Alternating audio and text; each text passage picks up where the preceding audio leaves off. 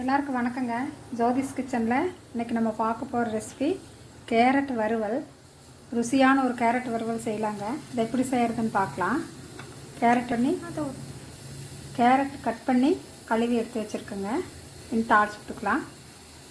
கடலெண்ணெய் விட்டுக்கலாங்க.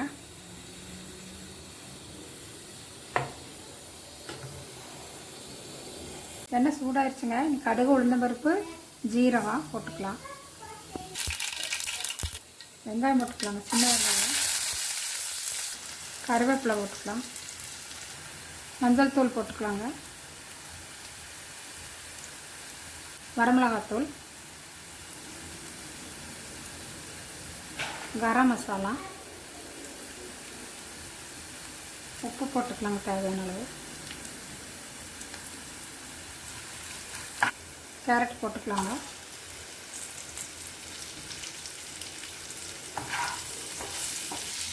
தண்ணி கொஞ்சம் தெளிச்சு வச்சுக்கலாங்க. மூடி வச்சிடலாம். ஒரு 5 நிமிஷம் வந்துருக்கு. கேரட் வறுவல் ரெடி ஆகிடுச்சுங்க. இது நல்லா டேஸ்ட்டாக இருக்குது. குழந்தைகளுக்கு கொடுத்தா நல்லா சாப்பிடுவாங்க. இதே மாதிரி நீங்களும் செய்து பார்த்துட்டு லைக் பண்ணுங்கள், ஷேர் பண்ணுங்கள், கமெண்ட் பண்ணுங்கள், மறக்காமல் சப்ஸ்கிரைப் பண்ணுங்கள். தேங்க்யூ.